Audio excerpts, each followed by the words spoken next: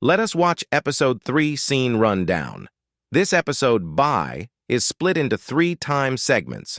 We witness how Rick first encountered Jadis years ago when she rescued him and gave him over to the CRM.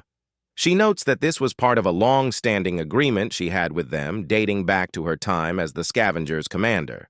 Although she frequently reiterates her belief in the noble purpose of the CRM, something she has done since World Beyond, it mostly comes across as her being power-mad. Delivering Rick to them was a way for her to skip consignment duties and get a comfortable city life. Hours ago demonstrates how Rick sought Thorne's assistance to ensure Michonne, a suspected A, made it into consignment. And now, which picks up right where the previous episode left off, proves she was successful. But Jadis is aware that Rick and Michonne are going to try to flee, and she fears that if they work together as partners, they could succeed. She threatens Rick to make sure that doesn't happen because if they do, the fallout would come back to haunt her and family back home. Bye mentions a number of items that one hopes may be significant in the future, with one item in particular being significant right now. Cascadia Fob Forward Operating Base.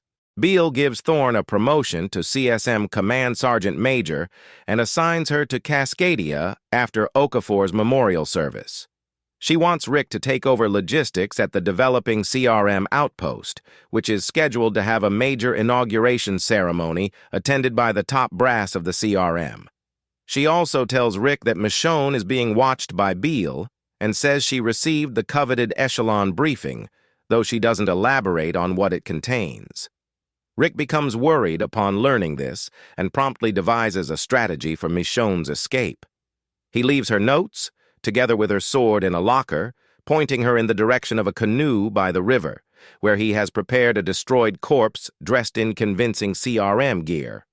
Since there is no possible way out of the CRM without assistance from someone on the inside, the last message, which fakes Michonne's death, orders her to depart without Rick, who is not going to arrive. The next event is that Thorne stages a dramatic interrogation of Michonne, who stays true to her character as Danai.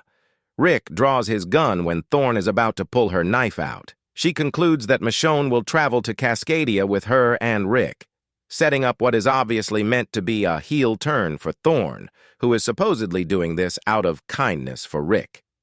The CRM team at Cascadia has a sizable enterprise on its hands.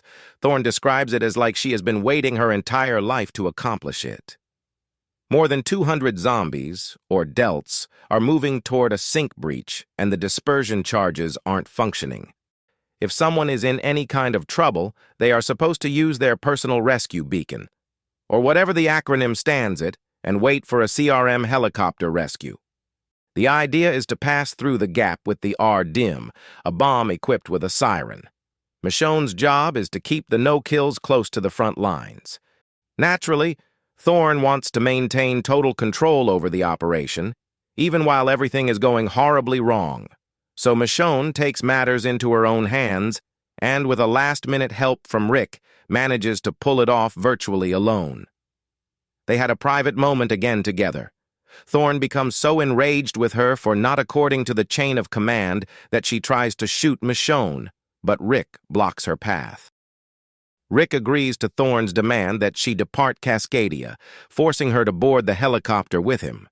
However, a storm that occurs while they are traveling causes the helicopter to rock back and forth. Michonne seizes the chance to grab Rick, who is still adamant about not going with her, and drags them both out of the helicopter to their apparent deaths. They'll be fine because these are the primary characters in a Walking Dead episode. Until next week. Thank you for watching. Please like and subscribe for more videos.